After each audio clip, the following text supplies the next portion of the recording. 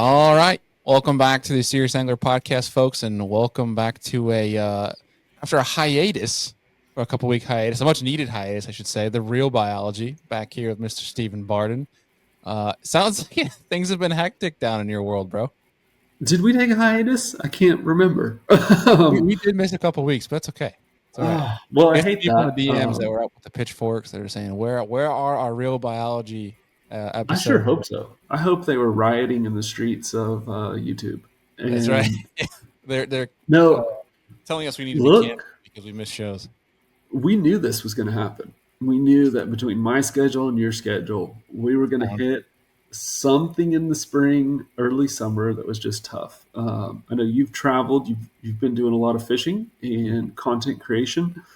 And we're in the throes of sampling season. And man, I fly to Nashville tomorrow and then drive to Kentucky and I'll be at Kentucky Lake for the MLF event. It's just a busy time. It's that time. But we were able to get together. We've got a great episode today. We got an episode that's going to be a little different, very technical. But man, there's some, if you're an angler, and you can make it through the episode, there are some nuggets that I think are going to help you set up your hardware for your depth finders a little more efficiently. Also, tell you based on what you're seeing on the screen if you've got an issue. And then there's a fishing nugget that Ray lets out that I think is a good one. It's pretty dang good. It's kind of chock full of juice, really, to be quite honest, especially for folks. When we're talking about technology, for some of our anti live sonar folks, it's not full of that. This is like the OG mapping 2D side imaging type folks. This is where you can really nerd out, and when you think you're really good with it, you can get even better with it. Dude, that's why I love Ray and what he puts together. Is I wanted to do a technology show. I wanted somebody to come on, and I can't believe we talked for an hour and a half and there was no mention of forward-facing sonar. Like that is great. That's the coolest to me. Is like, remember what these boxes can do because they can do a lot of other things, and that's where Ray's at. And if you're a fisheries manager, man, the tool he has to offer with BioBase, it's special. So I'm excited about this episode. But hey, tell me a little bit about fishing. Where have you been? Have you been on them? What have you been doing? So I mostly been home fishing around the state here in New York, taking advantage of the springtime as many folks around this area call it KVD season. You know, that April, May months is when everybody and their mother can go catch a 5-pounder, which is great, right? That's why our fisheries are so popular. That's why people love coming north, is because our fish are, for the most part, they're pretty healthy. And we have a lot of them, and they're, due to ice seasons and stuff, they're pretty stupid. We'll just put it bluntly, which is good. Stupid bass are fun bass. And so Alex Rudd, a friend of ours, came up to visit me, took him fishing. We had a nice 32-pound bag together, which was freaking sweet. Put him on them. Yeah, it was great. And then went to Hilton Head for a week with the wife, and she held me against my will and told me I couldn't fish. But no, just all jokes aside. What y'all do? Did y'all taste wine or had some beers, kicked it on the beach, had some fun with the wife's family, and it was a nice week in some warmer weather. But yeah, just been taking advantage of the full-time content life and experience some of the bites that I've wanted to get on in years past and just not been able to. Right. So I've been taking advantage of that, trying to do as much learning as I can. And it's been cool to see, like, it's when you're able to consistently spend more time on the water, and you know this just as well, as like the more time consistently on the water, the more in tune with everything you feel, and the more you end up learning faster, which is it's been much appreciated. But very cool. Yeah, it's been much needed. But what about you? It sounds like haywire down in Texas, man. Well, this happens every year. You've got certain species of fish. You know, I own a private lake management company. So you have certain species of fish that are only available for sale like April, May, June, right? And then you also have a window of sampling. So we run electrofishing sampling. Electrofishing is a process where you put electricity in the water. It comes back to the boat and it temporarily stuns fish around the boat. Well, it only works to about 8 foot deep. Um, so Hmm. that means there's a certain time of year where the majority of fish are shallower than 8 foot, and that's usually early spring or again in the fall. Yeah. So for us, it means we're on the water every single day, running like, those long weeks of, 80, 90 hour weeks instead of, what normal people would consider a full time job, 40, 50 hour weeks. And so we're burning it. We're burning it at both ends. The entire team is working hard to just get everything done. And then, you and I, we've had a lot of guests that we've really wanted to be on the show. And because they work in the same industry I do, they're sampling right now. And so a lot of the guests that I'm like, hey, what day can you do? They're like, in 2 months. And so that makes it more difficult. So we're doing a lot of sampling. We are doing a lot of fish hauling. And just like you guys, we're trying to also take a vacation here or there, or take some time Be human. off. And you layer all those things in, and of course, you have like high school and college graduations, and you're not quite old enough for this, Bailey, but all of a sudden, whenever you hit a certain age, like every kid is graduating from something, and it all happens in May. And so there's a lot of those honeydews that you got to do, which is drive to town and go to a graduation or a party or something. So we've just Yeah. been busy with life, brother. But I'm glad that they didn't kick us off the internet and say you've been too long, no more shows.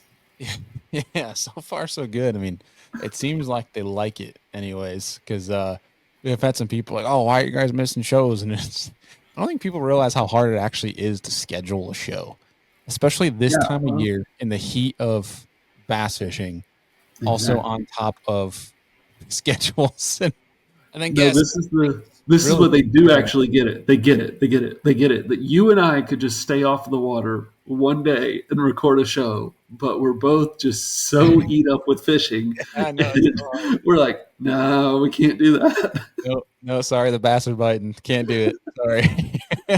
Well, We're hopefully just they making up. We'll understand. make up for it in the wintertime. That's what We're we'll do. just fish. We're fish heads. Hopefully they understand. And if you Yeah. don't understand, leave a comment and say y'all are jerks and y'all should be doing it. Yeah. Yeah. I'm sure there's many a fish heads that listen to this thing. But yeah, I totally get that. But we'll make up for it. And obviously today's episode, they'll forget all about it because of how much they're gonna learn from this one. Listen, I'm gonna say it one time.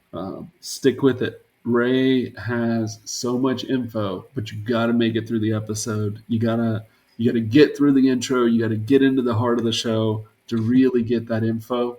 Because he's like most of our guests, smart, really passionate. You're gonna see the passion right away, Nerdy. and the Like the nerds. things that Ray understands about sonar are unbelievable. If I could have just got him to slow down once or twice, like there was so many other Mm. avenues to go. We'll have to have Ray on again because Oh, yeah, to there's make so part much two. information. That's right. Yep, yep. We'll get him on.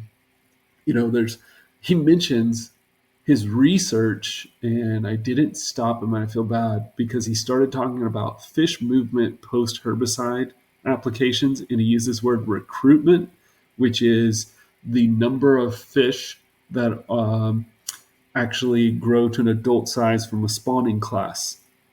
Mm. And that's a whole show in itself. Is a guy Mhm. that's been doing research on that.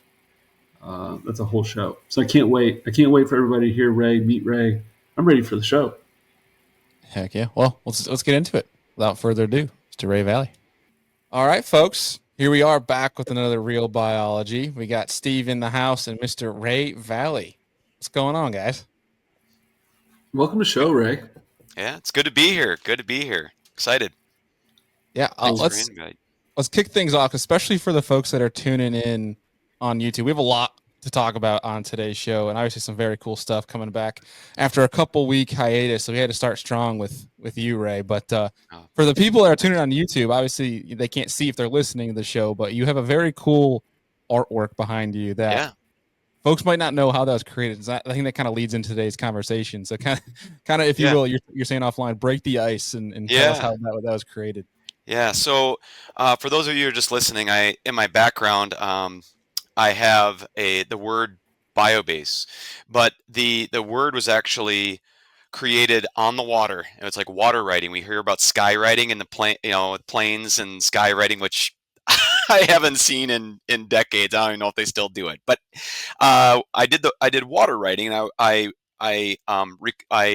on Google Earth, I think I traced the words biobase, and then I saved that as a trail that I put on my use a Lorentz chart plotter, and I have a motor guide on my fishing boat, and I engaged the autopilot, and it traced the letters biobase, and I recorded that sonar.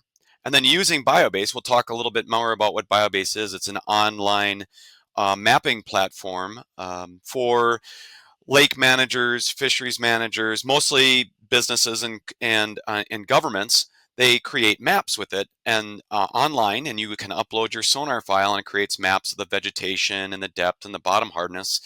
And it does it only over the area you map. So if you write letters using your autopilot, I uploaded each one of those letters, and it created a map saying the word biobase. And that's a aquatic vegetation map. So the colors represent the density of the vegetation. So green is vegetation that's growing maybe and only fills like half of the water column. And from a fish habitat standpoint, actually, that's kind of a more of an ideal if you can get that situation where you only have 50% of the water column that's filled with vegetation. If you can maintain that, that's great, because you have fish habitat and you can still boat and fish and all that great stuff. But there's also, you might see little red specks in there. There was a few areas in this lake that had vegetation that was growing to the surface, and so it creates like a heat map of vegetation density. And so people, users that are, let's say, managing the aquatic vegetation in the lake, will use these heat maps to understand where are these like nuisance growths of maybe an invasive species that need to be managed. And so this heat map shows them where those areas are, and are going to be then targets for aquatic plant management. That's So awesome. that's a long description of what this background is, but it's kind of cool. Yeah, our Omnia Pro members that are listening know exactly what this layer looks like. There we Omnia, go. love Omnia. That's Yes. right. That's right. I heard something in Ray's story, and for some reason it stuck with me. He said that he still owns a motor guide, trolling motor. Which Yes. is no longer. Yes. Yes. Yeah. The motor guide brand, they killed the brand, Navico, or not Navico, Brunswick, that owns motor guide. It was I kind of suspected that day was coming. And so yeah, no, I had in my motor guide. I was one of the lucky ones. Motor guide was one of those where you kind of rolled the dice. You could either get one that was bulletproof and great, no problems ever. I was lucky. I got one of those. 20. It's still 2016 vintage, and everything works great on it. Amazing. Or you could have, like, I just heard so many horror stories, but nothing but problems. So anyway, my motor guide's still working, but I'll probably I'm a Lowrance guy, and that's because of the roots of BioBase is we work exclusively with Lowrance. We're still exclusive with Lowrance, but we're going to be broadening our compatibility to other formats, and we'll talk about that a little later. But anyways, because I'm a Lowrance guy, I went with Motor Guide, and it still actually works really well with all the Lowrance technology. So anyway, Heck yeah. Fair enough. Fair yeah, enough. So I think it's awesome. Like if we could start with biobase, but let's get granular with it. This is a science sure, based show. sure, Um, every angler has a depth finder on the boat. yep, Maybe multiple, right, Bailey? yep, Maybe multiple. Yeah. Yeah. And I don't know that any of us actually know how they work and yeah, what the readouts truly are showing us. And I think that somebody like you who's taking that commercially available technology that every angler has and is creating maps, it would be great, Ray, if you would just start us out by talking about like what is actually being produced by the unit hmm and then we can get into how maps are made later. But let's start with Yeah. that. Like, what is the Yeah. unit producing? Right. So right now where we sit today with BioBase, it's come a long way.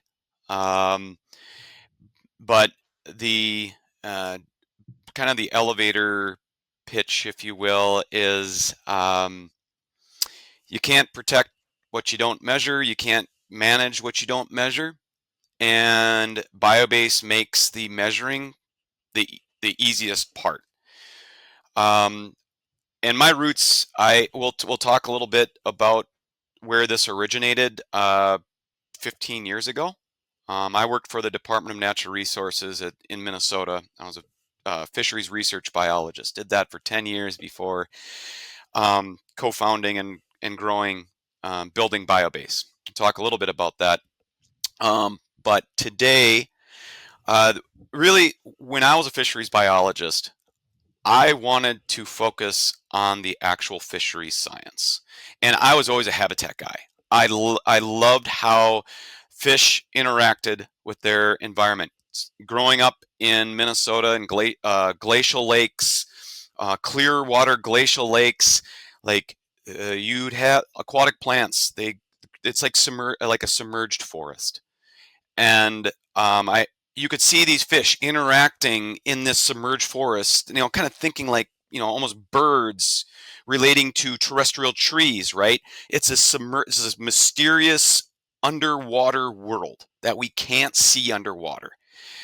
And now where we are with fish finding technology, these are our virtual eyes underwater. So I've always been fascinated by that. And I could see in my depth finder, these depth finders, are getting more and more sophisticated. And they're all pretty good. Everyone's got the brands that they like, but they're all getting really good in terms of the picture and the image that it gives you of that underwater environment. And all BioBase is doing is it's harnessing that picture that you're seeing on your screen. That's data. And all we're doing is we're recording that raw data, and we built this cloud platform where now you can just go through your browser, you can upload that sonar file. So as you're going back and forth over the pond or lake or coast or wherever you are, you're capturing all that data, and there's data in there. And we started out with the depth, with just straight up, real simple depth. But then you can see structure down there. You can see vegetation, you can see brush piles, you can see rocks and boulders and all the side scan and forward looking sonar. It's just crazy what you can see. So we started out with just the depth, the bottom hardness, and aquatic vegetation, and processes that all automatically and creates these data sets and these maps. And again, going back to, as a fisheries biologist, I wanted to focus on the fish, the fisheries, the fish. How are the fish doing? And I really wanted I just wanted to get the habitat data. I wanted to get the data so I could do the more important fisheries work. But in now I'm dating myself, but the early 2000s, late 90s, we didn't have it was really, really hard to get that information, again, because we can't see underwater. We can't, all our tools in our arsenal at that time was a rake or a grapple hook that you throw off the side of the boat. And GPS was just kind of coming online or getting good. Now at that time, the GPS coordinates were getting better and better. So we're able to kind of create really, though, crude maps.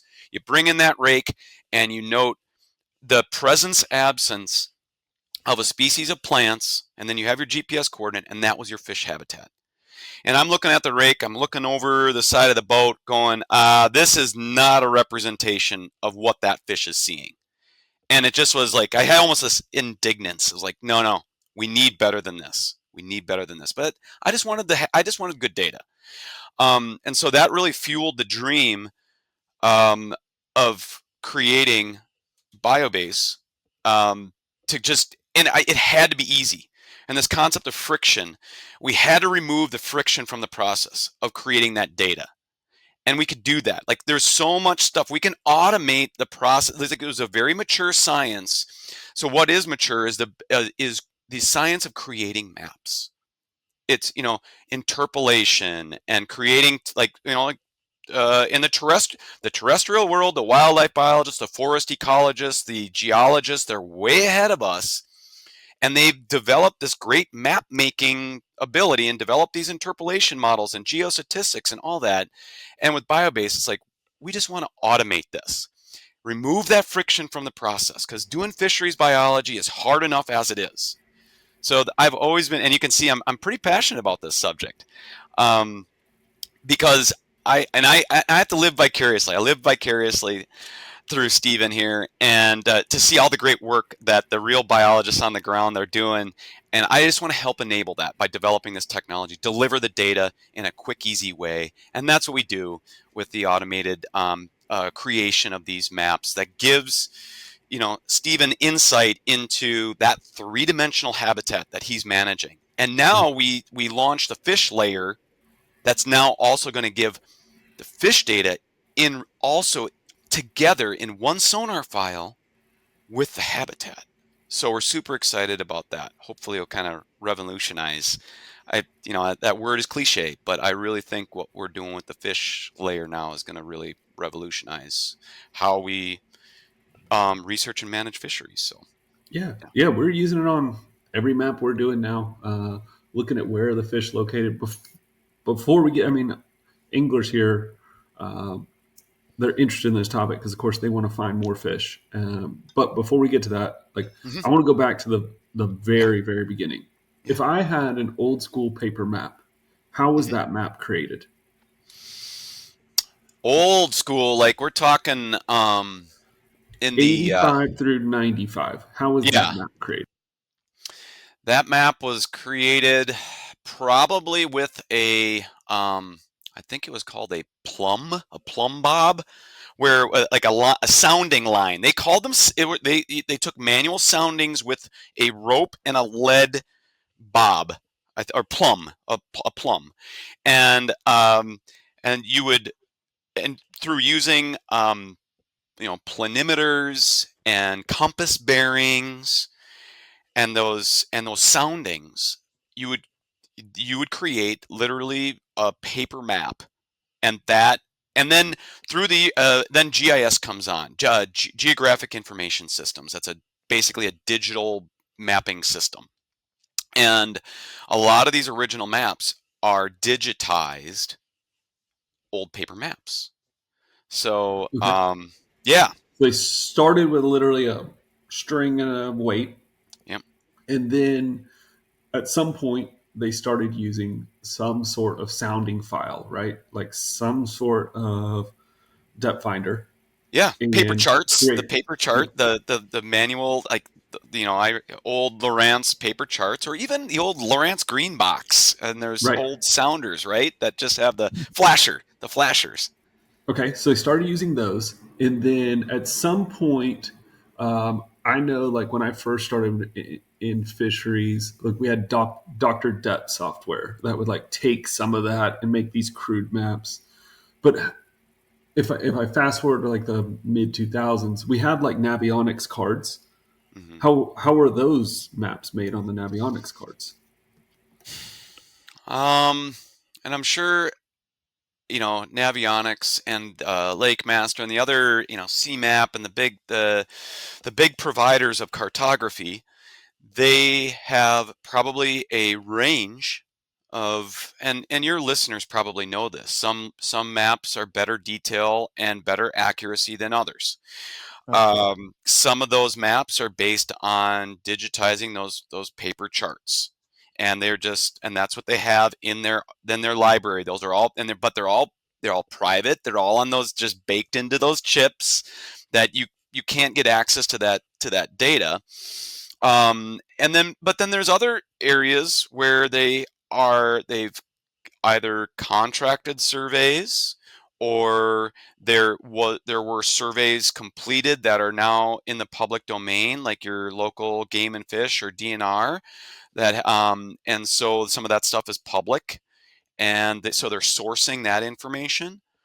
And then there's also, when I was with the other company, Navico, when we were with the company that owns Lowrance, we built, it's called Genesis Social Map, and there's crowdsourced data.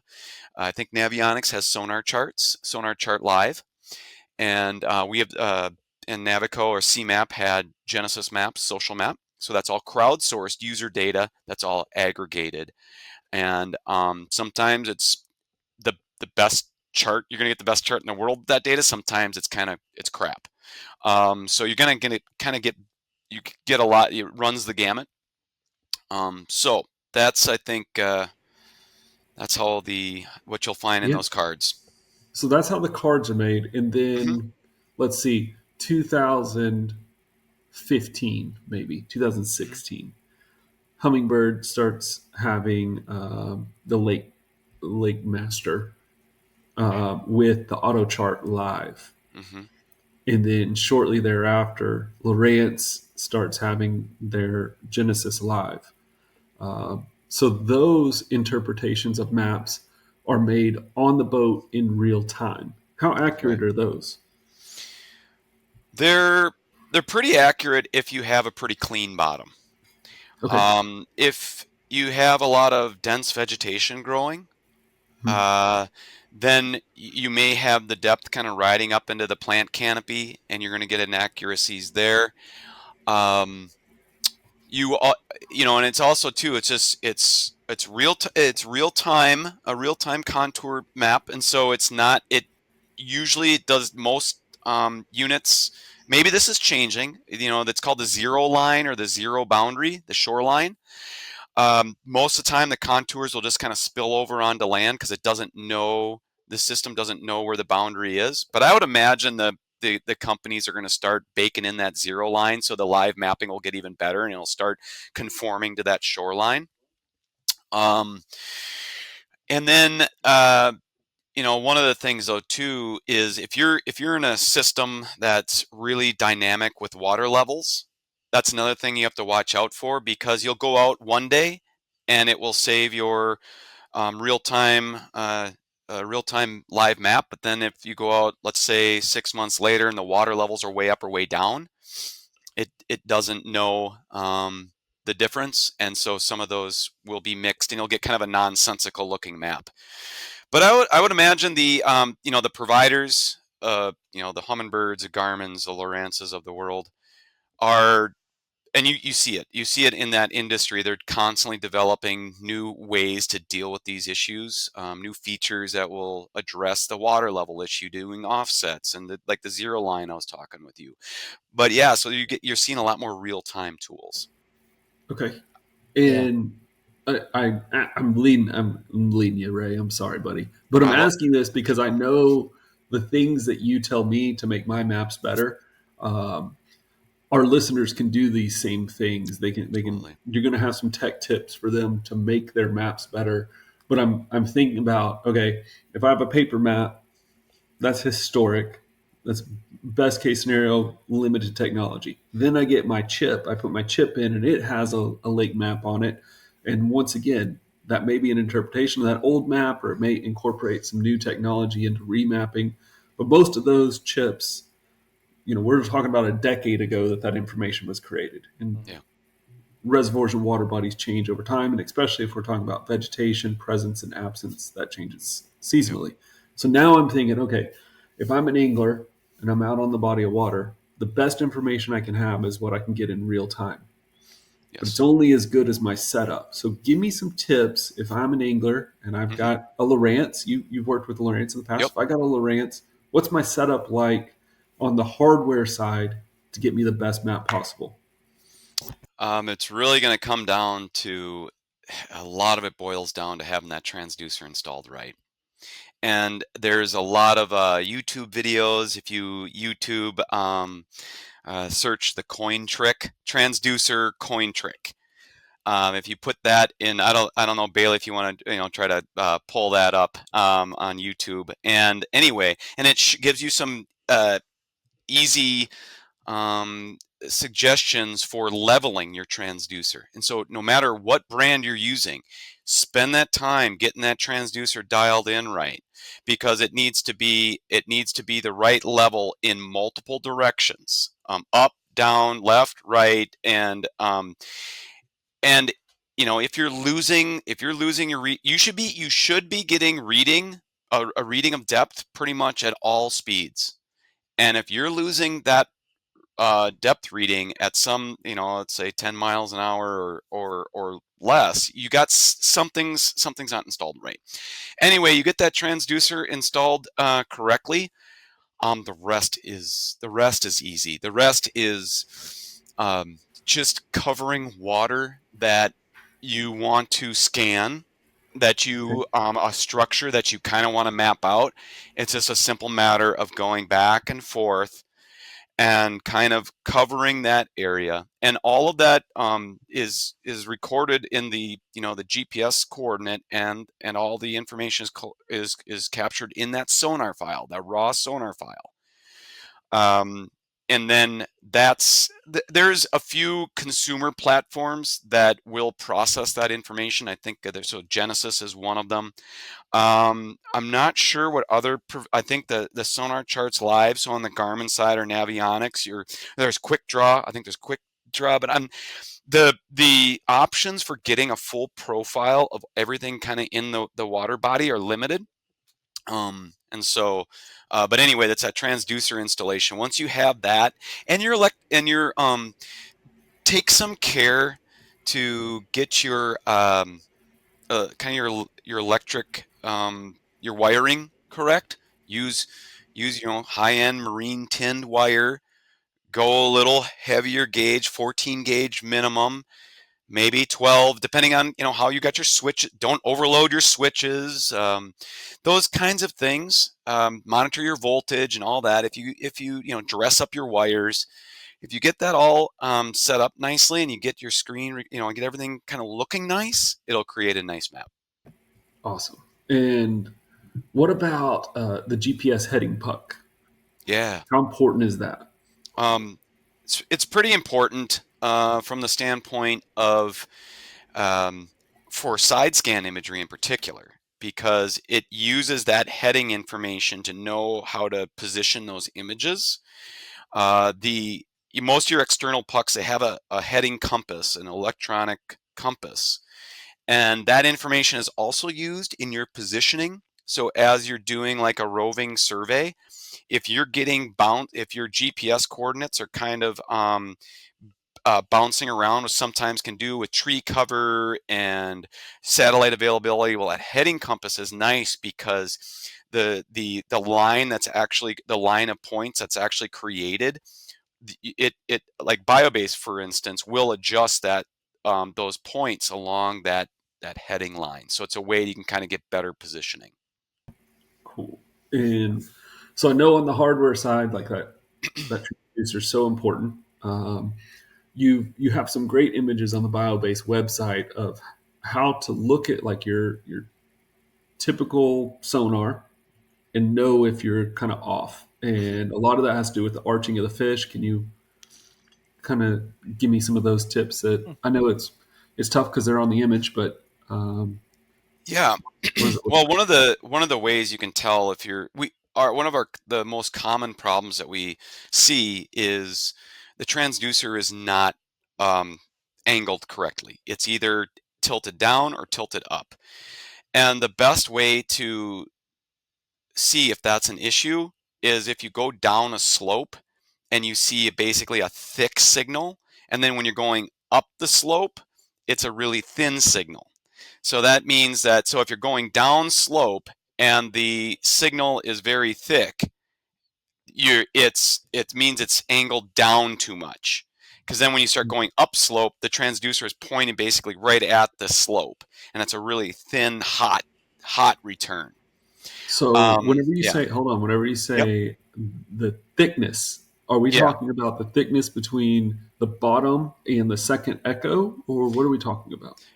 We're actually talking about that first return, the first echo. And so what is that's what you want to look at, is that first echo, to determine if that transducer is tilted or not. Your aquatic vegetation will be all slanted, and the fish arches will be all slanted. And so that's one of those things you want to be mindful of. If you see that, then you'll still get, like, BioBase will still process the data. It's pretty robust, but it's just you probably won't get good reliable bottom hardness, because bottom hardness really requires a good strong down looking signal. And probably, yeah, the fish also will be affected if you're trying to count fish and look at kind of, we have a size metric, a relative size metric. If you have an angled transducer, yeah, that's going to affect the quality of the data. Okay. So then, let's see, we covered hardware. Now, give me best management practices for mapping. Do I want straight lines, circles? How far apart do I want my tracks to be? If I'm just, if especially if I'm somewhere as an angler that hasn't been mapped and I'm doing it on my screen live, what are my Mm-hmm. best management practices for actually capturing that map? Yep. It depends on kind of what system you're in. If you're in kind of a pond, a pretty simple looking pond, like 10 acres, 15 acres, or smaller, a little bigger, I would, and actually also too, a reservoir, like a creek arm, I would use a concentric circle approach, where you're going to start on the outside and just basically cruise, scan shore, and continue, and you have your track log running, and then you're going to slowly kind of work your way into the middle, just taking care not to. I'm never a fan of a lot of overlapping tracks, because it gets to be kind of, you get a lot of redundant data, and especially as we start to getting more into getting best data collection practices with fish, we don't want a lot of overlapping tracks, because you're then counting fish multiple times. You're going over and even though the fish move, but if you take it one extreme circumstance, you go up and down over the same path, and let's just pretend the fish don't move. Well, each time then your fish count is going to double, triple. So with the aquatic vegetation mapping we do, we use interpolation, and the plants don't move, and so it doesn't really matter if you're going back and forth over the same area. But in general, as a best management practice, you don't need to overlap, or really overlap your tracks. So either do your concentric circle, and then once you get to the middle, you're done. You stop your sonar log, and you're all done with that. And you can tackle it, right? If you're doing a big reservoir, the way I recommend is to save a file creek arm by creek arm. Go to the creek arm, do concentric circle, stop the file. Go to the next creek arm, do concentric circle, stop the file. Go to the main channel. You can do the concentric circle if you want to do back and forth passes perpendicular to the longest shoreline. That also works pretty well. I always record Genesis live. So if you have the live contour mapping, record your sonar file, but also do the live mapping. And then what that does is that it will show where that creek bed is, where the channel is. And as you're going back and forth, you'll see the creek beds start to take shape. And then what I would do is, after you're all done, he's like, okay, I can see the creek bed, I can see, and it just comes out beautifully in the map. Stop recording, and then I would actually I'd do another recording, trace the creek bed, trace the channel, and save that as a file, call it channel, or technical term, the fellweg, or whatever, creek bed. And that then will give you more and more kind of better, more accurate data on the overall bathymetry and the water volume in that reservoir. Man, I love it, Bailey, because this is, I think you, man, I think you on a kayak and you've got your map, but this is real time data. This is real time, what's happening today. Well, I love this for the reason I've used that. I mean, I'm a Humminbird guy, but I've used the heck out of AutoChart, especially like when you're talking about from the kayak. There's a lot of fisheries, small little, ponds and such like that that don't have any mapping, right? And it's one where I just take. I mean, some of them are so small, all I gotta take is 20 minutes, and I can cover the place and have a decent idea of how it shapes up because of the custom map. I've used Genesis Live too. When I had a HDS 9, I think like Hmm. 6 or something years ago. So it's Hmm. cool to have that in that fact too, because it's not only just from creating your own maps on your own fisheries, whether it's private fisheries, obviously it's up your lane, Steve, and it's even taking and testing the accuracy too of some of the fisheries, like the bigger fisheries that have established, whether it's Navionics or Lake Master. It's cool to have that in your pocket.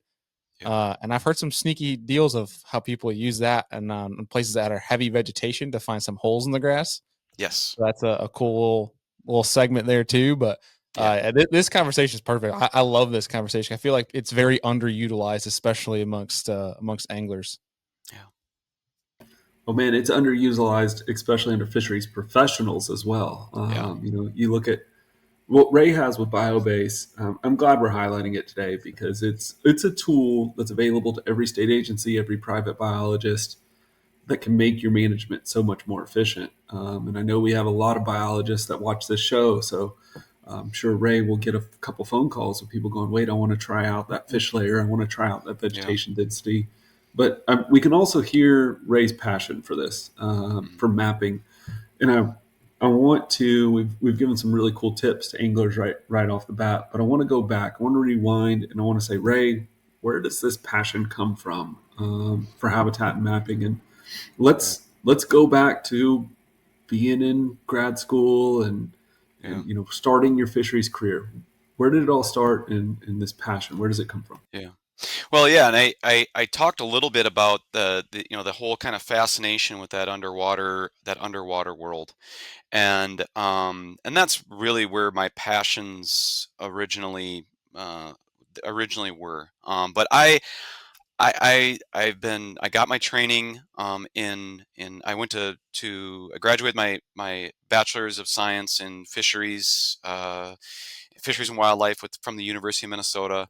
Then I went to Michigan State, got my grad degree and my master's degree in fisheries ecology, and did a research project. I was the first fellow from the Aquatic Ecosystem Restoration Foundation, and it's a foundation that is focused on kind of getting a broad understanding of how management of water bodies, and how do we how is the whole ecosystem affected, and how do we better understand kind of the entirety of aquatic ecosystems when we're in there, whether it be managing aquatic vegetation with chemicals or harvesting or any kind of management what we're doing. um, I've always kind of loved taking a really a big approach to it, and kind of a food web, large ecosystem approach. And so that's where I got my start at Michigan State, and doing effects of indirect effects of fluoridone herbicide. It's an herbicide. I think that's still herbicide technology's come a long way. I think fluoridone is still a pretty popular herbicide. It's very effective at selectively targeting invasive aquatic plants like Eurasian water milfoil, and then like leaving all the native vegetation. And so I started off researching, what were the indirect effects when we put this whole lake herbicide into these Michigan lakes. It was a group of Michigan lakes, and looking at how that affects largemouth bass recruitment. And again, I was given that tool, the rake, and a GPS point, and then I had to do a project on, well, okay, so how does the fluoridone affect the fish habitat, and then how does that fish habitat affect bass recruitment? And it's tough. It's really, really tough to research because these lakes are so complicated. These fisheries are so complicated. You know this as a biologist. You know this as an angler, right? It's like depending on the day, it's like something completely different. And when you're given kind of crude tools to try to make, to kind of make, kind of put it all together, it doesn't often work out as you would plan. So anyway, we did not find, the herbicide was very, very effective at selectively targeting the Eurasian milfoil, and then there was a lot of other native plants that kind of filled that niche, and we really didn't find much of an effect on largemouth bass recruitment. But in other more productive lakes where, let's say, your invasive plant is the only species that grows there, then it's a different question. It's a different expectation. It's a different result. Or not only if the lake is uh, only the invasive Eurasian water milfoil is the only thing that's growing there. Let's say that's also now got phosphorus levels like kind of off the chart. Um, those lakes are much more difficult to manage with herbicides because it's kind of you get one or the other, one extreme or the other. You either get, you know, uh, choked out a choked out lake with invasive plants, or nothing, or you blast it and there's nothing else that can grow there. And so trying to understand, and that's BioBase kind of helps now understand, because it gives the full profile of the vegetation, the three-dimensional profile of the vegetation growing in the lake.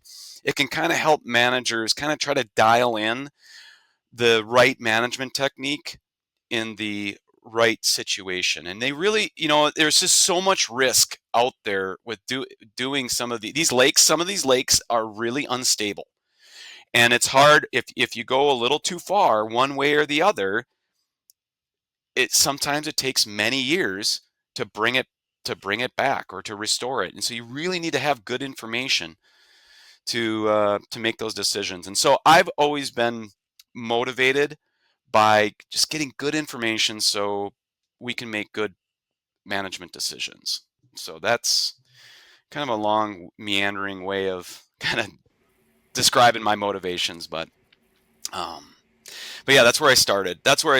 And I was a biologist, and in grad school had my expectation was I go work for the DNR, and I love research, and I was in fisheries research for 10 years, and I thought I'd do that until I was retired. I'd do that for my whole career for 30 years or whatever.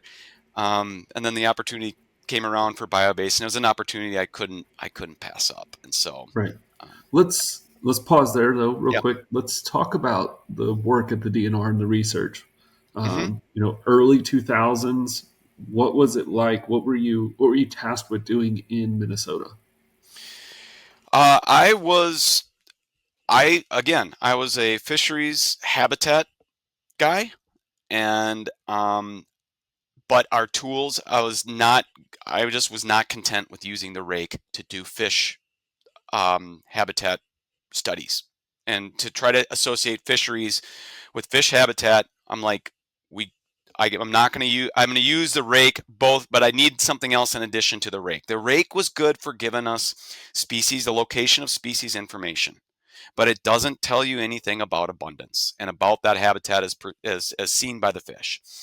So, like, I knew even in the early 2000s that hydroacoustics, a fancy word for sonar, had a lot of promise.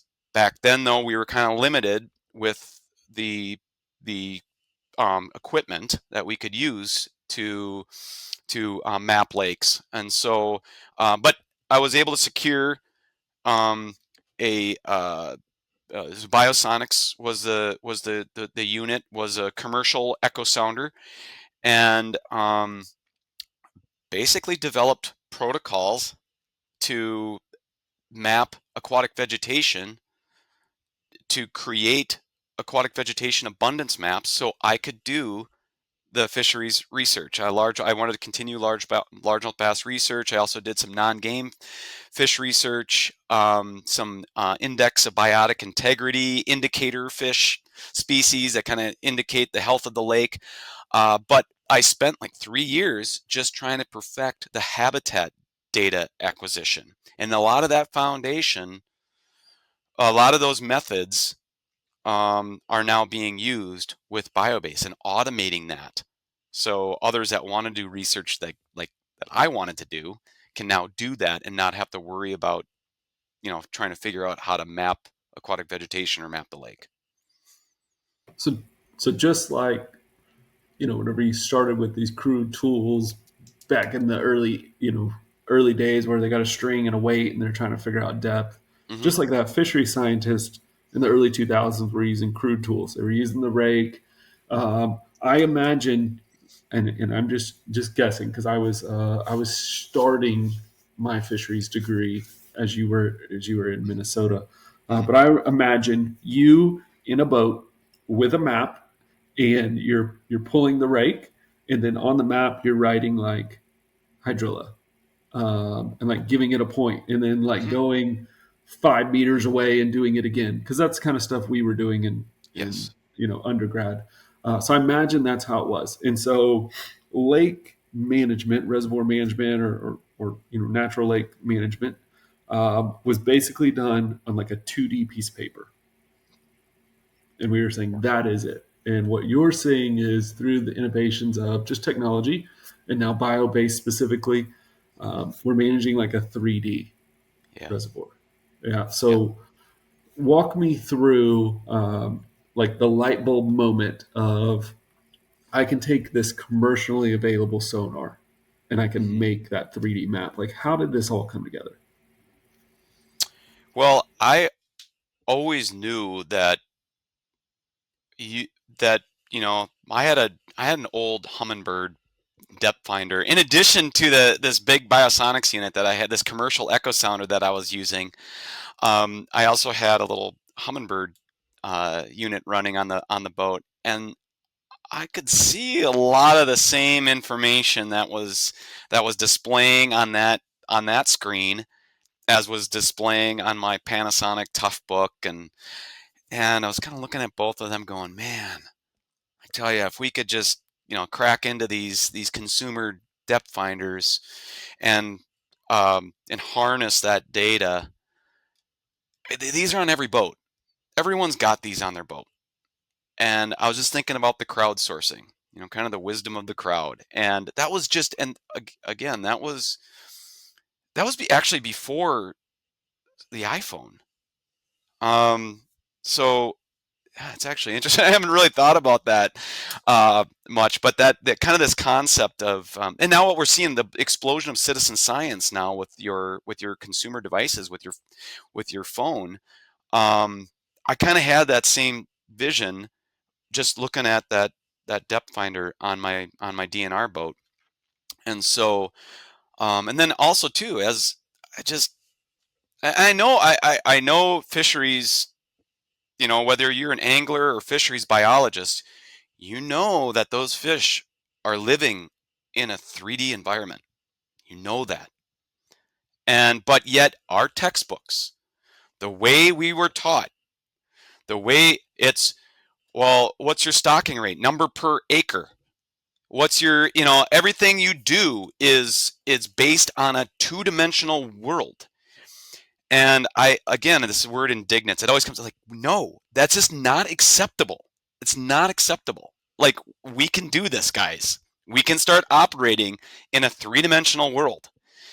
And so that's really what drives it. That's where you see my passion, Stephen, is like, guys, in order to, there is so many threats to our fisheries, globally, locally, and we have to up our game. We have to up our game as biologists, as researchers, as managers, anglers, in terms of like conservation, in terms of kind of how active you are in being an informed citizen, and just I think we really, just given the threats to fisheries globally, locally and globally, we need to step up our game. And to me, adopting just the tools that we already have. I mean, this is easy stuff, but it's surprising how much I don't know about resistance. It's just I think people get comfortable with the way they've always done things.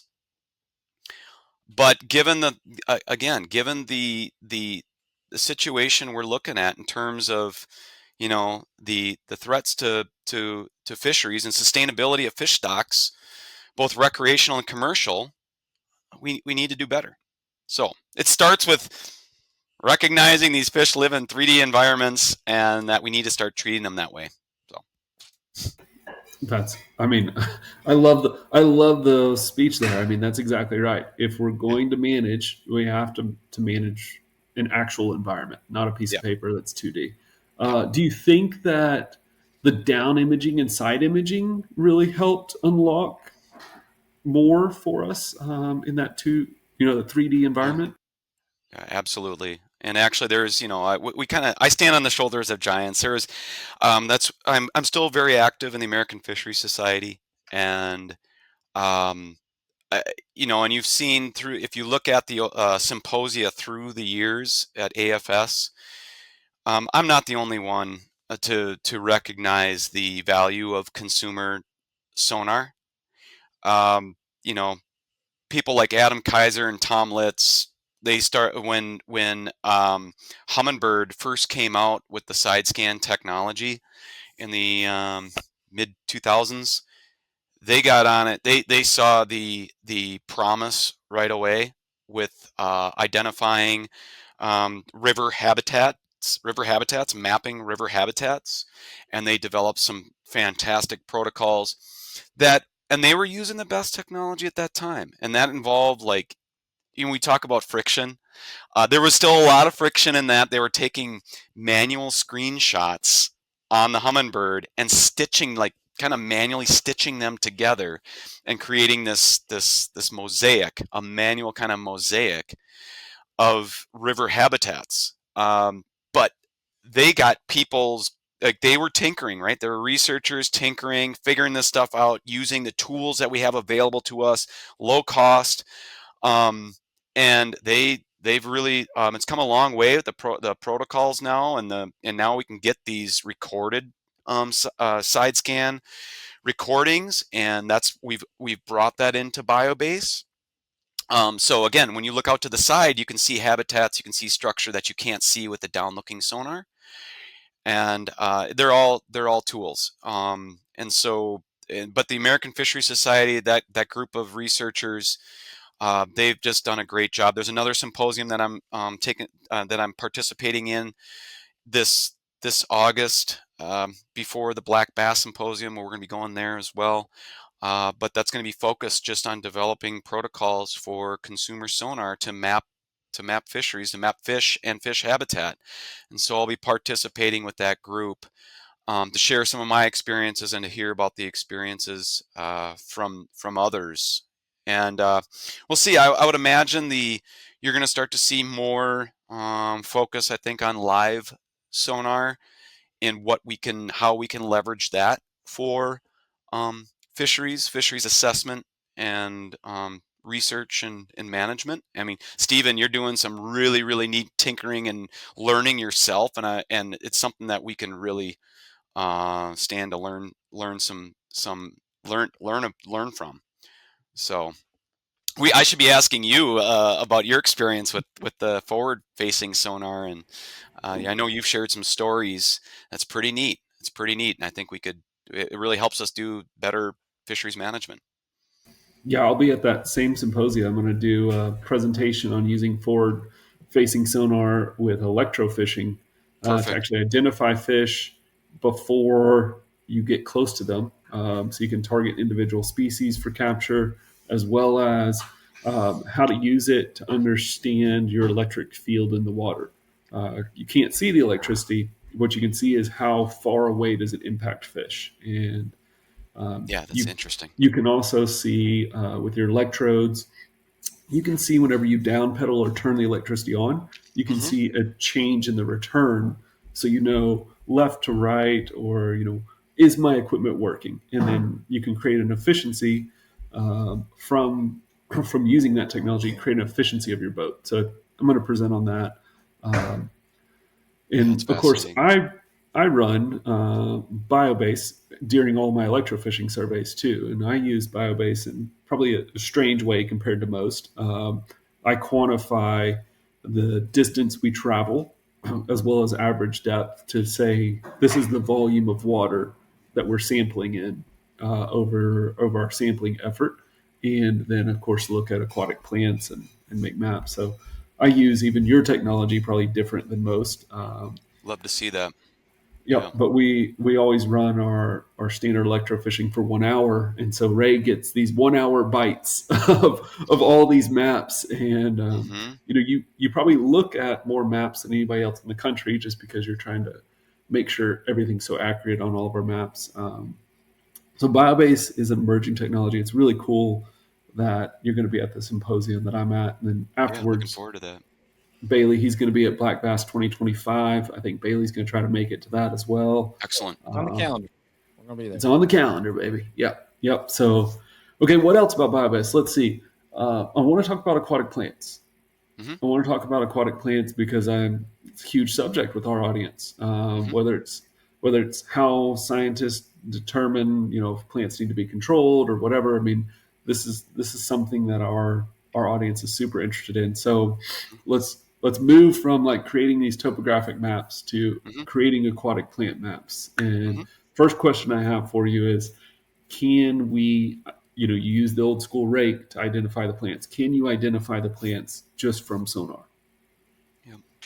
Uh, so the rake is the ironclad way of doing it, and but you can, and you probably noticed this as well, is that especially when you use the down scan, um, certain plant species, you can tell just by looking at that screen whether you're looking at coontail or a broadleaf pondweed, or even a thin leaf pondweed, or Cara. Cara is another kind of muskgrass is the popular term.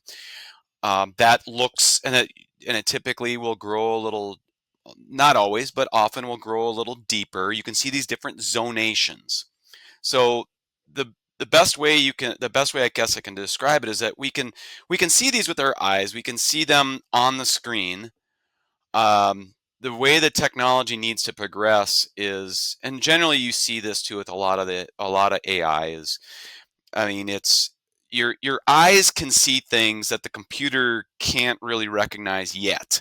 But as you know, as our AI tools develop more and more, that's getting more sophisticated. So it's now we can start to do pretty sophisticated image processing.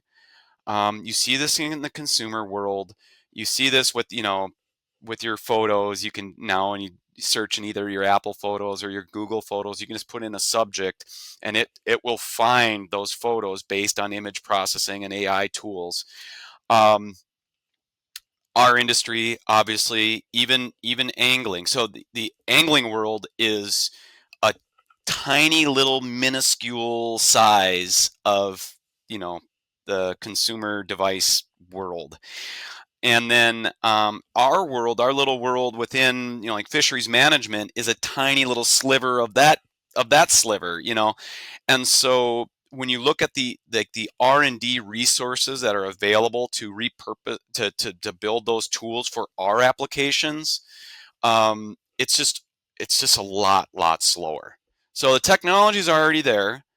We can do the image. There's actually been some proof of concept papers that were some research that was done with NC State, with a computer engineering group at NC State, did this study, and actually it was processing Lorentz screenshots and looking at doing species identification, just processing that image, and it now this is a really tight controlled environment, but they were able to get that proof of concept working, and got some really good agreement between those screenshots and what the computers predicted the plant species were and what they actually were. Um, so what I'd say is the proof of concept's there. We can take that research to the next level. We can start, I think it holds great promise to eventually just kind of be, passively, record your sonar, and then it, processes those images and can tell you what species of plants that are there. But we need some dedicated investment in R&D to to get that project done. I've been putting out, I've been going, giving talks and trying to, and I've been, made some grant proposals and the like, and still working on that to try to get, because BioBase wants to be a part of part of that R&D, but we need some grants to bring that together, and working with a university, we need to identify those opportunities. But it's very doable. It'll just take some time, Okay. probably the 5-year time horizon.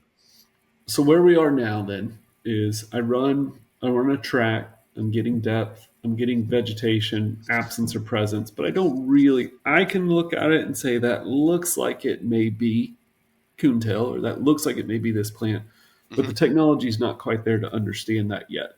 Hmm. But from a manager and an angler's perspective, what can I learn from that absence and presence of vegetation? What does that provide me? Um, as an angler, is that what the Mhm. question is? As an angler? Yeah, as an angler, I mean, definitely, we got a lot of anglers listening. Yeah, yeah. I mean, to be honest, the presence absence of vegetation, I am more interested in. Well, I guess if you have a map of the presence and absence of vegetation, you just knowing that there's vegetation in this location, that's going to give you, there's going to be some cues about, okay, then I would expect maybe to find, I don't know, largemouth bass in that area, or I'd expect to find certain species, maybe certain sizes, knowing that that's an area that supports aquatic plant growth. So that's that kind of one layer of understanding, is just the presence absence, and that has some utility. And then, but where kind of BioBase goes, it takes that to the next level. Okay, let's start dialing that in a little bit. Tell me more about just whether there's vegetation there or not.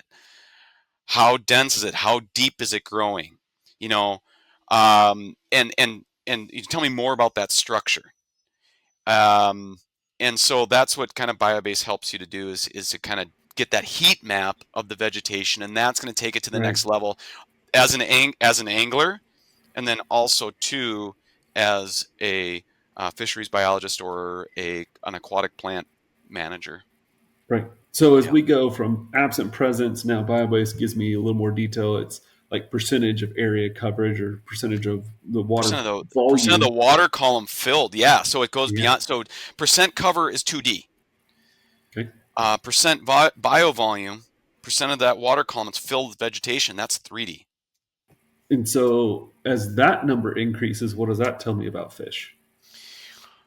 So there's limited research on the exact. It's actually pretty interesting, and I'd like to see more research done in this area, actually, more fisheries research. In the 80s through the early 2000s, you saw a ton of research on trying to identify the optimal 2D percent cover of vegetation for bass growth, bass recruitment, bass size. And you saw results all over the place.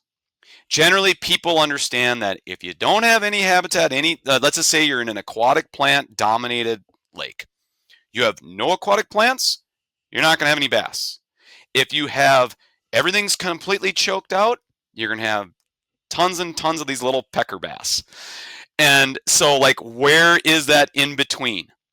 And there was, you know, hundreds of thousands, millions of dollars spent on researching 2D, and they could never find that. Well, I think it's somewhere between 5 and 90%, right? It was all over the map.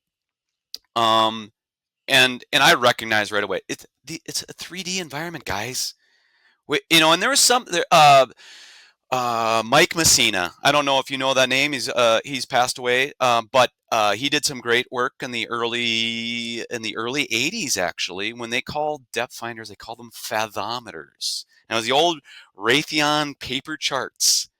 And he noticed that, when you're looking at the paper chart, that hydrilla created a vertical profile, and that I could use and he used a planimeter, which is a way of measuring areas.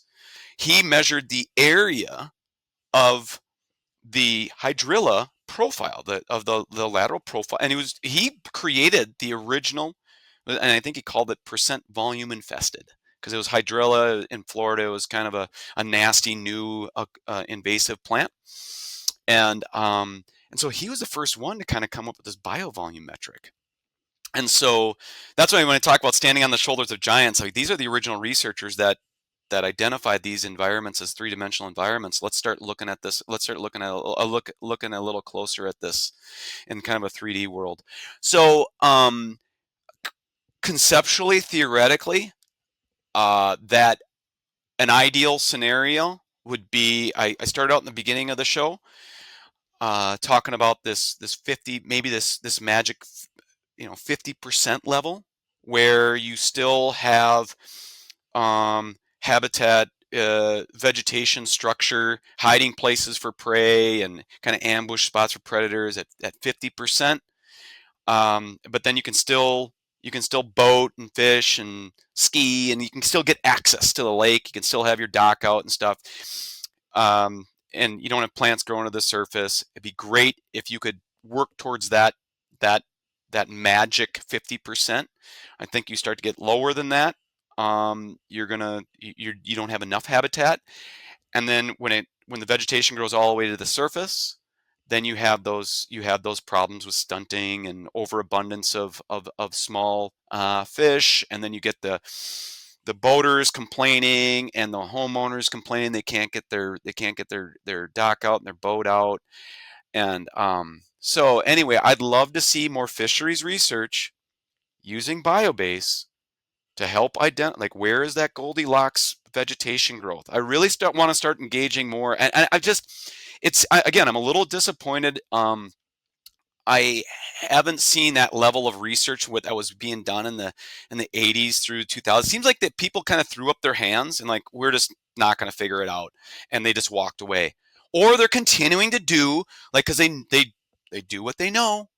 And I actually at the last Fish and Wildlife meeting I was at, I'm not going to name names, but there's a lot of research going on in throwing the rake and doing percent cover with using the rake and trying to correlate that with fisheries and finding results all over the place. Like, I could have told you that before you before you got started. So anyway. All right. So in summary, what I hear Yeah. Ray saying is we need to use more technology because doing it on 2D, absence presence, is not a great way to predict where fish will be. As I go back to my angler hat, but the lack of vegetation in a system that has vegetation means you should probably fish where the vegetation is, unless that vegetation is covering 100% of the area, which case means the fish will be stunted or small. But then, if I have something like BioBase and I can actually map the 3D environment, then what I would see is there are areas within that absence and presence where vegetation is 100% of the water column, which would be a bad thing. And then there's areas where it's like a smaller percent, maybe even 50% if we're just trying to make a magic number. And those are the optimal spots. Those are the spots where I should start if I'm just trying to narrow down areas. Is that what I'm hearing? Yeah, and there's also the spatial aspect of it, right? Because and the patchiness. Bailey, you were talking a little bit about these holes, these pockets in the vegetation, right? So depending on, how, picture looking at an aerial photo and how big of a box are you going to draw, and then asking that question. Well, okay, so let's say, Ray, you're telling us 50% is optimal. So does that mean like a 50% carpet, like uniform 50% carpet? No, not necessarily, and probably not. No, actually, you have maybe little pockets of 100% vegetation, but then there's maybe a little pocket of 0, and then that's next to another 75%, and that's near 25%, right? Depending on how you want to kind of color that box, you probably, from a fish habitat standpoint, I'd want to have diversity of that 100%, 0, 25, 75, 50. It all averages to come out to 50, but you want to have that diverse structure. I love it. This is Yeah. whenever I think about how we're using BioBase, this is exactly how we're doing it. I'm Right. I'm doing my electrofishing track, and I'm saying, hey, I did 4 miles of electrofishing, and it was this average depth, and then here was the percentage area coverage on a 2D map, and here was the percentage of water volume coverage, on a 3D map, and we're exploring because, like Ray said, there's not concrete information, so we're exploring this as a company as we do it day in and day out. I will do one in another 2 hours. Uh, we're exploring as a company. What does that mean? And in a lot of these systems, you can't compare each one to each other. So instead, we look at how does it compare to that same system year in and year out. And what's cool with BioBase is I can run that same track, and then I can compare those two maps. Because vegetation, the hard part about managing plants or even relying on plants is that it changes seasonally and it changes annually. Even where those 100%, Yes. 20%, 0% patches are, that can change over time. Something like bottom hardness probably correlates a lot into that. If you have sediment move in or Yeah. out, that changes plant community. Temperature and weather dictates that, and of course treatment protocols. And the hard part about plants like hydrilla is winter impacts what we're going to see next spring. And you may have applicators that are trying to control a plant, and they're having very little success. And then you have the right conditions over winter, and 100% of that plant goes away the next year. And it's like, Yeah. what am I supposed to do as a manager? So really cool that BioBase is able to quantify this thing. Um, I do think that the fish layer that you kind of brought up earlier is another one of those tools that is going to change the way we're managing fisheries. So for the audience, I'm gonna guess 99% of this audience has never used BioBase.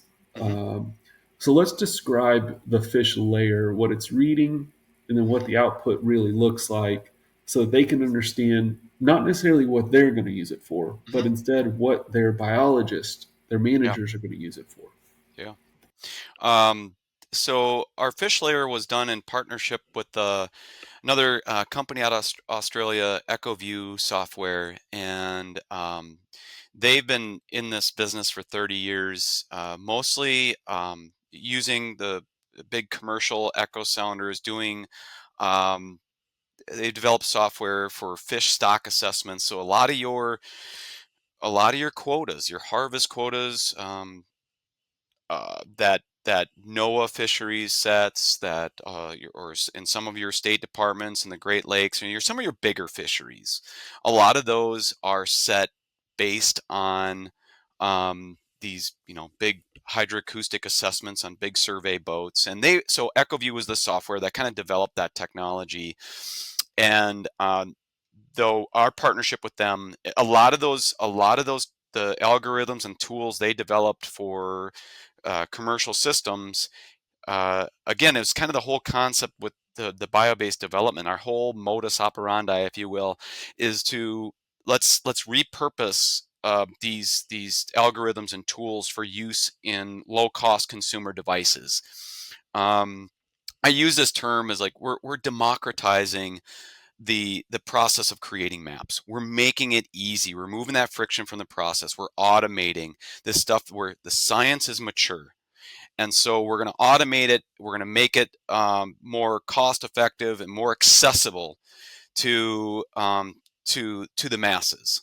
And and it's not. This isn't accessible not only to fisheries biologists but also citizen scientists as well. Anglers that want to be a part of collecting data for you know Texas Park and Wildlife. You can be the data scientists. You can be the citizen scientists acquiring the data while you're out fishing.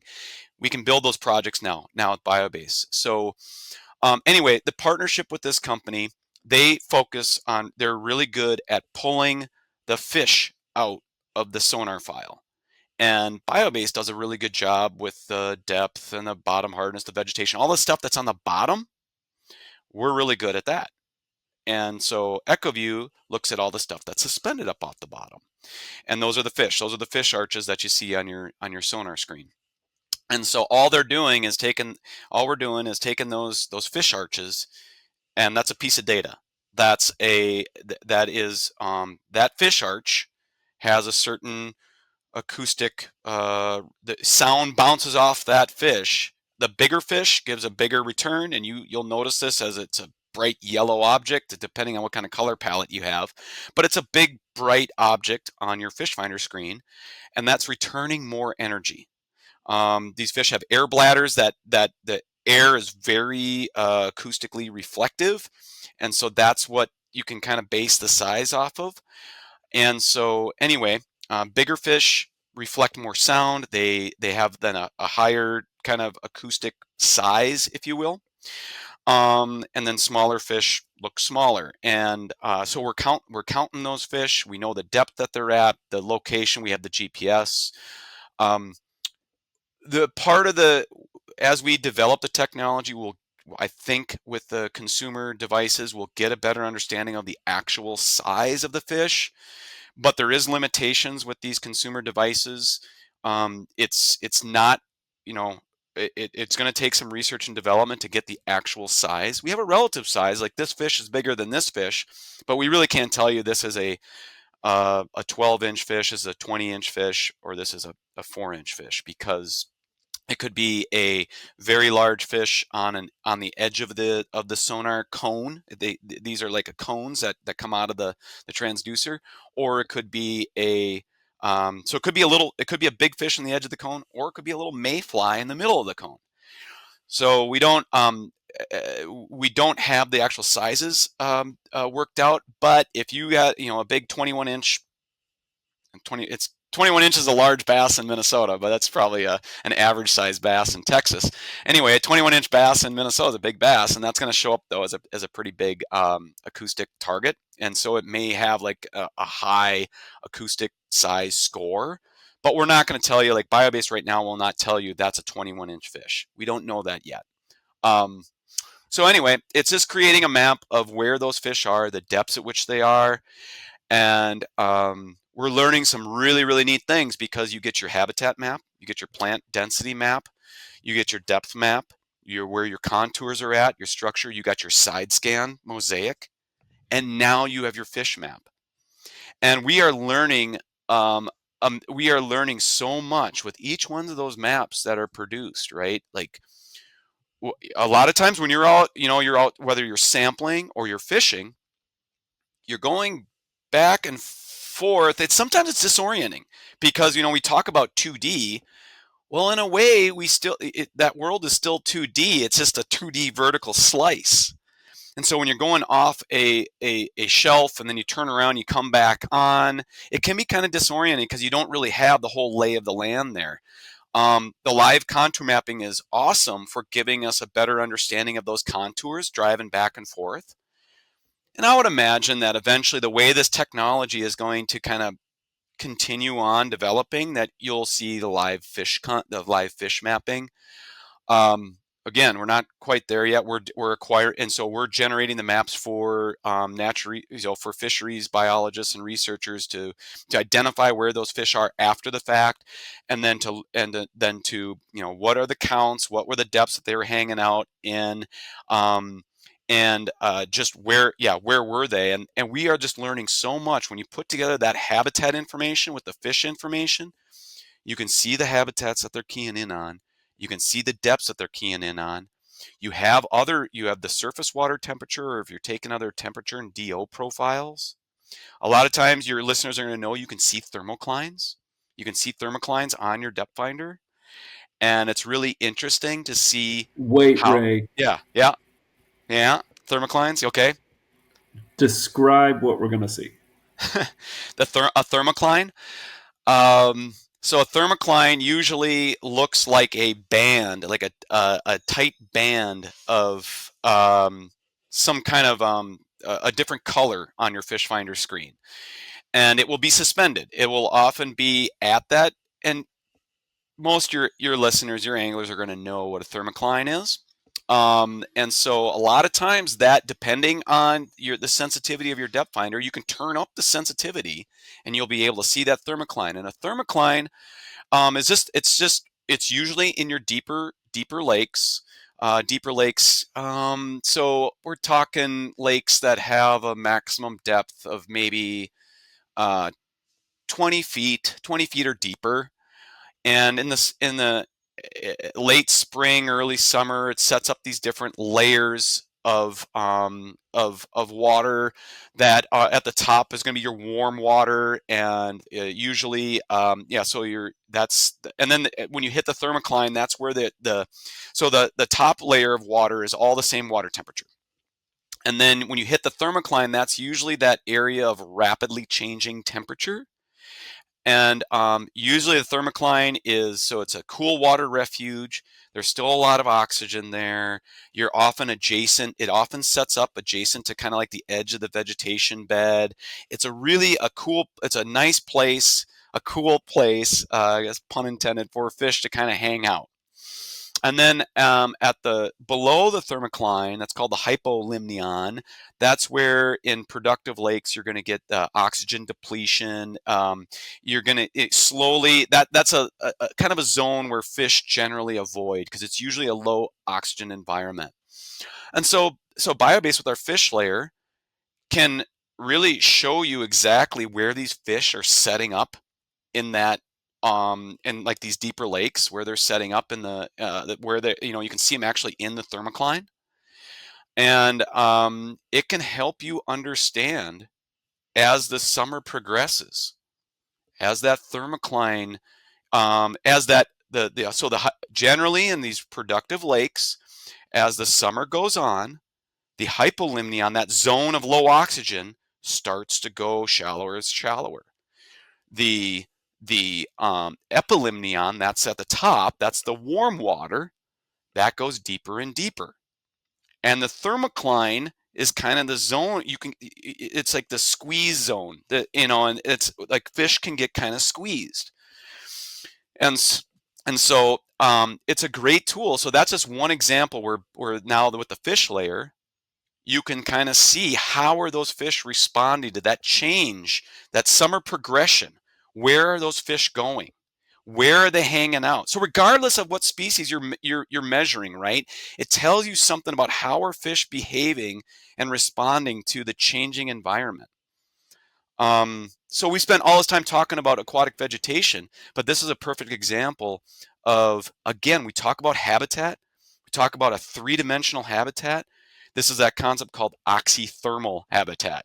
So that said, it's a big term, but it's really important. Your anglers are going to understand it and get it. There's oxygen and thermal habitat, and that's also really important too. And BioBase kind of gives a full picture of that. Now with our fish layer, we can also do that as well. So Ray, I'll give it to you in a second, Bailey. Yep. 2D sonar is the best place to find this thermocline? yes. 2D down, so far, down? Yeah. Yep. Okay. Yeah, because this is the nugget, Bailey. Anybody who's made it an hour into this episode just learned the nugget. The nugget is, as you travel through the summer and you're on a new body of water, you can map it all you want. You can get this 3D model. But then if you can identify where the thermocline is, you just found where a high percentage of the fish Yep. are. You narrow down your bait selection, you narrow down everything. And if you now know that thermocline is at, let's say, 20 foot, draw a line to the closest vegetation that hits 20 foot. Yes. That's the juice. That's the place. Yep. That That's was actually probably the secret sauce a lot of your professional anglers are using. I mean, yeah, you got it. that was something that was dropped. I'm trying to remember who specifically. This was like probably 3 years ago in the show. One of the anglers had mentioned was if the thermocline's at 18. Now, for example, like if you're using a hummingbird unit in your Lake Master, set your different depth palettes out to 18 as your max, and then you look at your map again. It's a whole new lake. Yep. Then it's like you're basically breaking down half the water that you need to. Absolutely. That's some juice right there. Yeah, and I think if you get some local understanding, if you know how deep or where the structure is, where the physical structure is, depending on what water if it's artificial or if it's natural, what depth that structure is at, and then if you can somehow marry up where that thermocline and where the structure is, you've already eliminated a lot more water there as well. And so I would Mm, just hop from those spots to, and find those spots, hit those spots first. So yeah. that's pretty Love good. it. One thing I wanted to ask was, this is backtracking a little bit. I didn't want to interrupt your tangent because you were on a roll. I loved it. But one thing you mentioned was a 21-inch fish. You know, in Minnesota, we haven't been able to use that identification yet on that size. So is that coming? Like, where you're gonna be able to see Yeah. specifically, okay, that's a 20 versus this is a 21 versus this is a 17. Yeah. Is that something that's in the works or Yeah. even a possibility? Um, I would say, given the way technology has progressed, I'll be honest. We don't have a project currently in the works where we're gonna identify the size class of the fish based on the acoustic return. But what we've set up with the ability of using BioBase to get all these sonar logs all over the globe, uploading to our database. Our database is going to get kind of smarter and smarter and smarter, especially. And then I have a good working relationship, right, with Steven. I learned from Steven. I learned from Troy Goldsby. I learned from a lot of other professional biologists and researchers, and given me information about, okay, this sonar log, this file that I uploaded, it's these fish. This is an all-female bass fishery. This is the sizes of the bass. Then we can use some of that information to start kind of training these models. And I think too, you'll also start to see the big sonar companies develop better and better transducers that will help. Because right now we're somewhat limited. They're called single beam systems that so you really can't tell where the fish is in the beam. Mm-hmm. And so I think what you'll find as time goes on, and I think we're within a couple years, probably you'll start to see manufacturers release like split beam systems where you can use just basic, math to try to figure out where in that beam that fish is. And if you can figure out where the fish is in the beam, you can calculate a much more precise acoustic size. And at Wow. that point, whether we can do it with the single beam, I'm not sure. But I think once the split beam systems come online, you'll will be it'll be pretty quick. It'll happen pretty quick. Dang. Sweet. Yeah, Heck yeah. yeah. Good things to come. Yeah. Yeah. Steve, what else we got, man? Man, Ray has dropped so much information. I think that for me as manager, of course, I love hearing about the bio-based side of it, because I often tell young professionals, like, the heyday of fisheries management was 60s and 70s, whenever reservoirs were brand new and you could do basically whatever you wanted.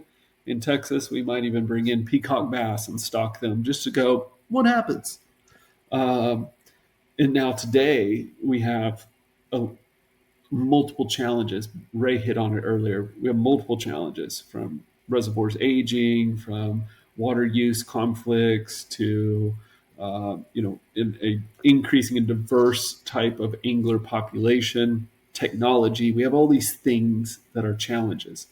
And so, in my opinion, people like Ray that are using the technology and creating resources for fisheries managers, they're the tip of the spear as the what can we do now? And he's the tip of the spear of making these things happen so that 20 years from now we look back at today and we go, man, that was the heyday of fisheries management, because they had all the tools at their disposal and they were learning these techniques that now, 20 years in the future, the new fisheries managers are using. Or maybe they're going, why the heck were they using 2D sonar?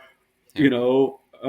Just like Ray saying, why the heck are they using a rake? Maybe Yeah. they're doing the same thing to us. Yep. So it's really cool to have Ray on the show and talk about BioBase and the fish layer. Something I'm so excited about, because I'm like looking at fisheries. We're doing private fisheries.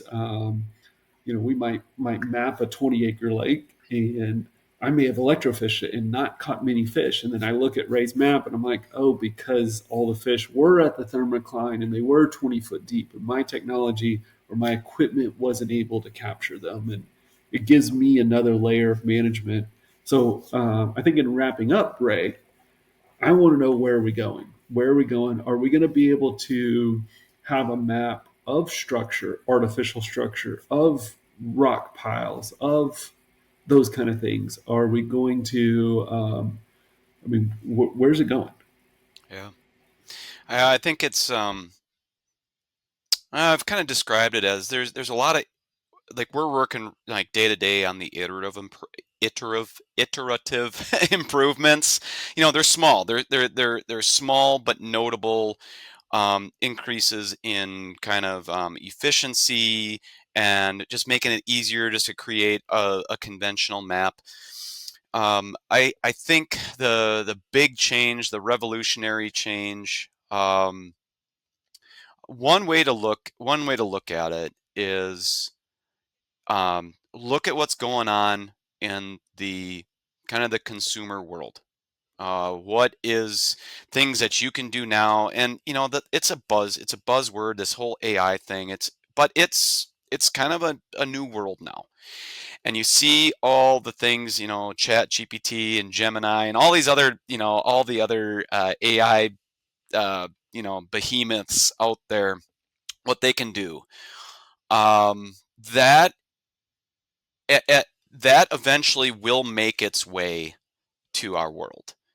And BioBase is, because we're in such a small industry, how can we repurpose technology developed for other markets, for other uses, repurpose that for to make it to help fisheries managers, to help anglers. So that's what I would say, is keep an eye on that. We touched a little bit on it with the I think species identification with the aquatic plant species identifications within the grasp.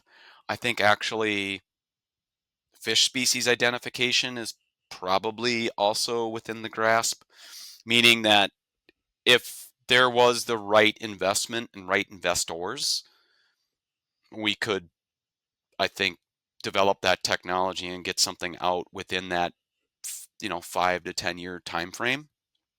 So not only having the fish size, but also knowing what species it is. Right now we have crude tools to do that. We have we're going to try to put all these different kind of data sets together and make the best guess. We can do that right now. Right now with like the fish layer, it won't tell you the species. It won't tell you the size. But there's already other pieces of information that you have as the practitioner, as the angler, as the fisheries manager. You know what fish species are in there. You know the sizes. And so now this is like kind of a both and kind of thing. It's not replacing anything that you're already doing. It's just another supplemental piece of data that gives you a better, more fuller picture. So that's right now. What I'd say is the iterative improvements. You're going to see those continue. There's these little features, these little, these little things that are just basic little improvements, and then repurposing the major technology. That's going to, I think a lot of the AI. I think you'll start to see more AI applications in our world in probably that 5 year time frame. Very cool. I think I've got one. I've got an idea. Okay. Going to citizen science, what I would love to see BioBase come out with Mm-hmm. is a list of states who participate, they're BioBase users, and allow people like Bailey, let's say New York was a BioBase user, allow somebody like Bailey to have an account on BioBase where he could upload his Lorentz files and provide them to that state. And then those state maps would be provided back to Bailey, to where it's a social map. The state opted in as a user, BioBase user, and then we have citizen scientists like Bailey. Bailey loves a good project. He's out on the water. I mean, shoot, every day the last 2 weeks I've contacted Bailey. He's out on the water. So he could just Oh, take Hmm. his sonar files he's already recording and drop them in the Dropbox and provide them to the state of New York. We would have real time vegetation data, Bailey. And we would have real time fish layer data. We'd have real time topography changes. And I like that idea. I love the idea of our anglers being part of the solution for better management. I think you'd Yeah, find a very large population of anglers that would love to contribute to it across all yeah, states. yeah. That was actually part of a grant that we wrote to NOAA that ended up not happening. It was exactly what you described there, Stephen. Developing a citizen science application. It was originally developed for the offshore for NOAA fishery management, but it was a proof of concept. Like, how can we use citizen science to deliver better data on the status and trends of fisheries populations? And that's we wrote a proposal to do that. That found that out in April that was not funded. Um, so I like your idea, and I want to continue. I will be sure to continue to push on that, Stephen. I think that holds Cool. a lot of promise and something that is definitely doable. Very cool. Yeah. Well, Thank you. Ray, brother, this Yeah. has been awesome. Excellent. You're an excellent guest. I knew you would be. Really appreciate the work that you're doing to help fisheries managers improve their use of technology and their understanding of their fisheries. If I'm a scientist right now listening to this episode and I've never used BioBase, how do I get in contact with you? Where do I go to learn more? Yep.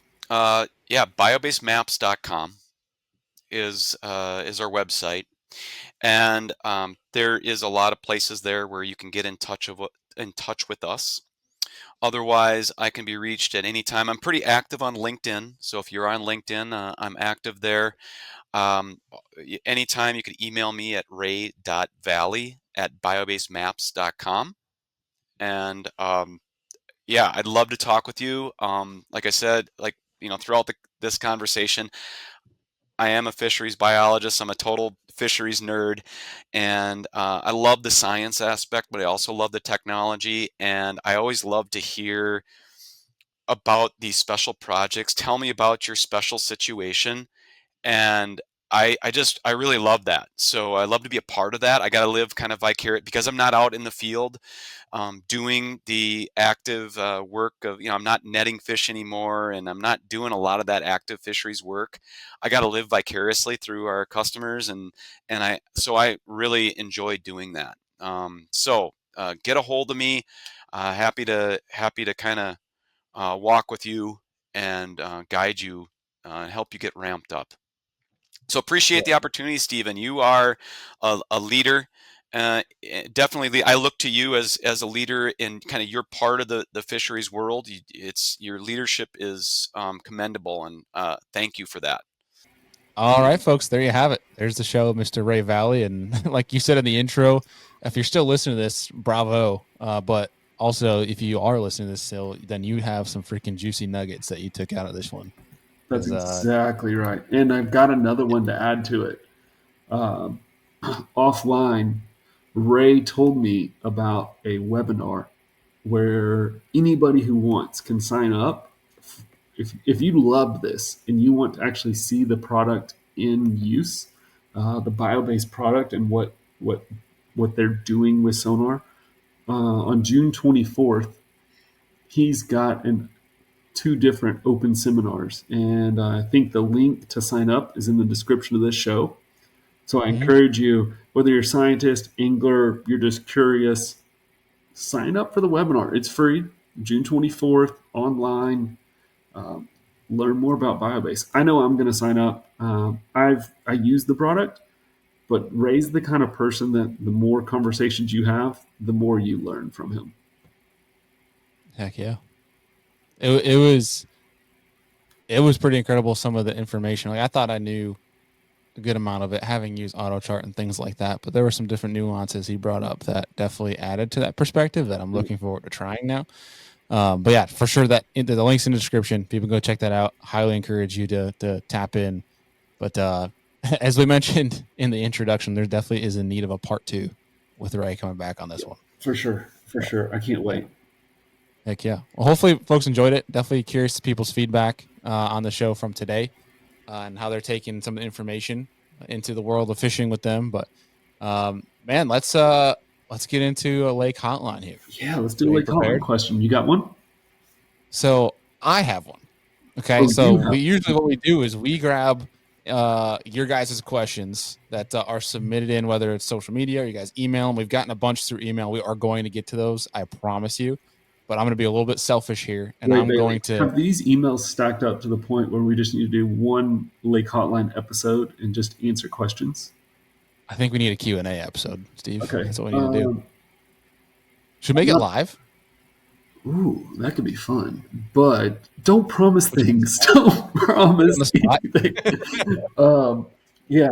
Well, look out for that. If you're watching this show, you made it to the end. Look out for an announcement whether we're going to do the Q&A live. I say that with trepidation, or are we going to do it as a recorded show? How many questions do we have? A bunch.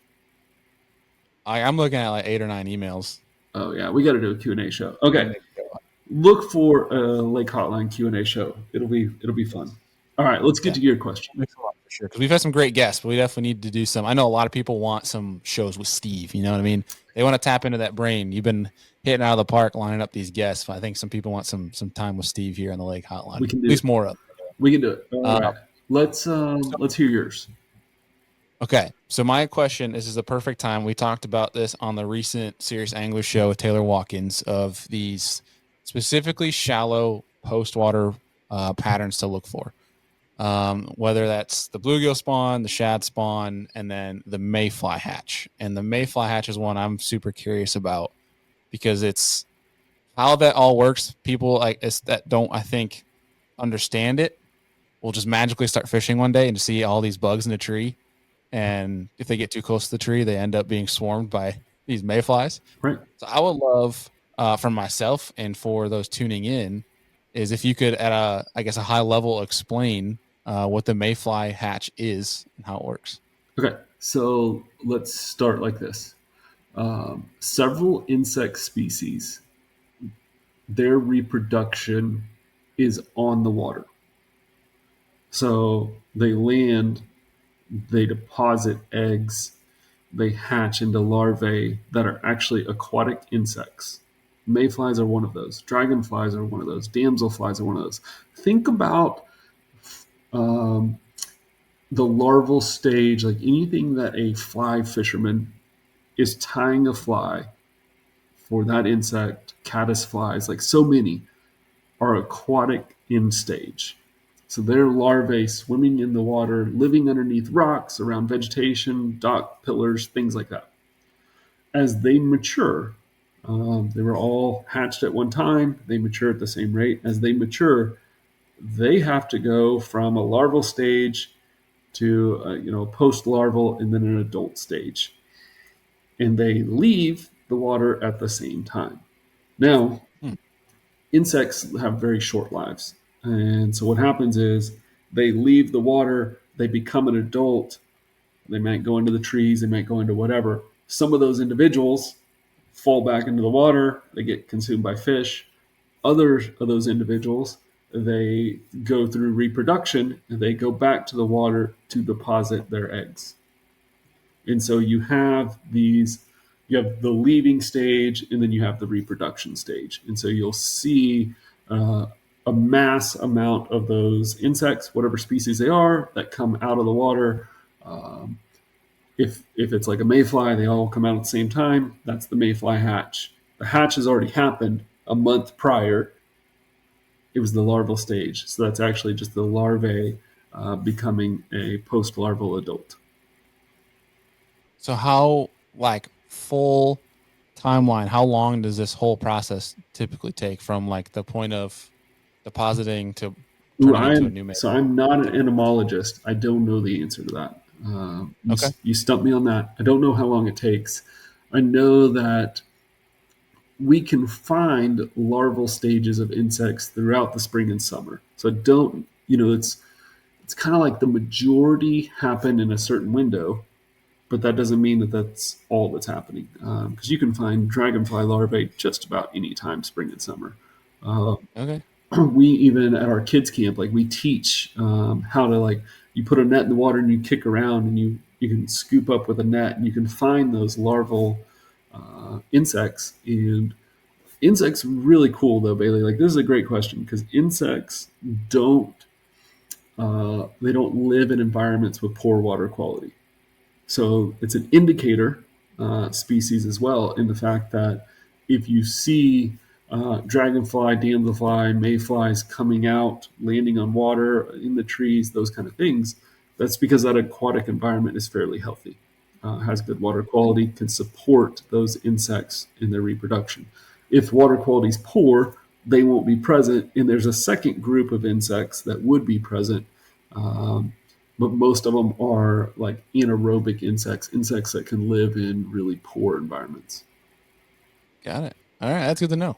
I like that. Do you have any entomologists? Did I say that right? Entomologist Yeah, friends? yeah, of course I do. Yeah, We should totally if you do want a a bug like. expert, then we can get one, and I can sit quietly while you ask questions. Well, even that we can just to ping them, just to be like, just ask them a question that we can report back to the folks. But even either way, like I think it's kind of cool. What was the show where somebody would they could phone a friend or something like that? Like, you know what I'm talking about there? Yeah, Who Wants to Be a Millionaire was what that show was Yes. called. Thank you. Yeah, what were you, like, 4 whenever that was out? I don't know. I never watched it. Of course you didn't. Yeah, of course you didn't. But it's cool, man. I've always been infatuated by that stuff. But I think within that Q&A show, we should talk about things like that, like the shad spawn, the Happy bluegill to do it. spawn, some of Yeah, these I mean, cycles. But it's amazing to me whenever you think about the bass spawn, how it is timed just right to where when bass hatch, they, of course, they have a yolk sac. They absorb that over time. They hatch without mouth parts. They develop mouth parts over the first 2 weeks or so of their life. And then they start swimming. They, at that point, are eating plankton. Then you have all of these bugs, these insects that start to reproduce about the time that the bass are large enough to begin eating insects. And then you have shad and bluegill spawning, and they're eating plankton and growing at a slow rate as well. And once a bass reaches 3.5, 4 inches, it can transition to be eating fish. Well, there have to be larval fish in the environment for them to eat, because if not, everything would be too big for them. And so Mhm. it's amazing to me how the system works, to where everything reproduces at just the right time to make the entire system work. And I think we can get into some details on that. That'll be a really cool conversation of that whole process. But Cool. appreciate the answer to that, Steve. Of course. There's your link outline. Lake Hotline, love it. If you have a question for Lake Hotline, Yeah. uh, emails in the description, put them in the comments, email us, hit us up on social media. Social. You got social medias that I've never even heard of that people can see. Yeah, get your questions in now, especially now that we've announced that we're going to do a lake hotline specific show for all of your guys' Q&A. So Well, listen, get those in and we'll be able to feature on the show. when I get back from Kentucky, when we go do a Minn Kota habitat restoration project, this one is sponsored by Hummingbird and Kubota, and I'm going to go do that project on Kentucky Lake. And when I get back, we'll schedule a Lake Hotline. I don't know if it's going to be live or if it's going to be me and you doing a one-on-one, but we'll schedule it and we'll get it out. Perfect. Love it, man. Well, great episode. Hopefully the folks enjoyed it. If they did, obviously leave a rating review if you guys are listening. You're on YouTube, make sure you guys like this, leave a comment, and subscribe if you're not already. Steve, pleasure as always. Glad we're back. Glad we're back from Glad our we're back. episode hiatus. And looking forward to seeing how the Kentucky Lake Derp goes down, man. I think it's going to be a really good one. I mean, I don't know. I have a feeling smallmouth are going to play in a big way. It seems to be kind of the new track record for Kentucky Lake. Is Mhm. It's more brown fish than green, but We'll find out. regardless, exactly, folks. Appreciate y'all, and we'll see you on the next one.